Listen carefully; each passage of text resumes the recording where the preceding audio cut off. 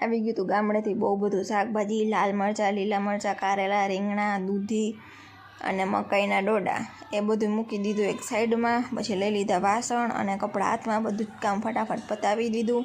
બનાવવાનો હતો દૂધીનો હલવો, કારણ કે બપોરે આપણે જમવાનો હતો દૂધીનો હલવો. તેથી ફટાફટ દૂધીને લઈ લીધી હાથમાં અને આવી રીતના કંઈક કટ કરી લીધી. પછી એની છાલ ઉતારી અને બધી દૂધીને ખમણી લીધી. પછી આવી રીતના લઈ લીધી કઢાઈ અને બધી ખમણેલી દૂધીનું પાણી કાઢી નાખ્યું, જેથી પાણી બળવામાં બહુ વાર ન લાગે અને ગેસ બી ઓછો બળે અને ફટાફટ બની જાય. પછી આવી રીતના આપણે બધી જ દૂધી કઢાઈમાં નાખી લીધી.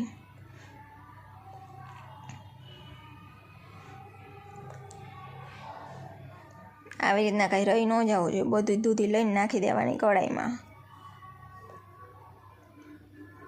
પછી આવી રીતના કંઈક હલાવી નાખવાનું, 2 થી 3 મિનિટ સુધી એને હલાવવાનું.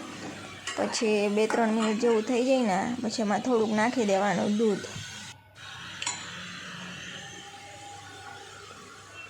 દૂધ નાખી હલાવી લેવાનું. પછી પાછું થોડુંક ગરમ થઈ જાય, દૂધ બળવા આવે એટલે એમાં નાખી દેવાના કાજુ બદામ અને નાખી દેવાની થોડીક ખાંડ. હું તો ખાંડ નાખી હતી ખાંડ, પણ એનો વિડીયો લેતા ભૂલાઈ ગયો હે, એટલે પછી નાખી દેવાનું. આપણે જેટલું ગળ્યું ખાતા હોય ને એ રીતના ખાંડ નાખી દેવાની. પછી બધી જ ખાંડનું પાણી બળી જાય ને એટલે આપણો દૂધીનો હલવો રેડી. આવો જો કંઈક બન્યો તો દૂધીનો હલવો.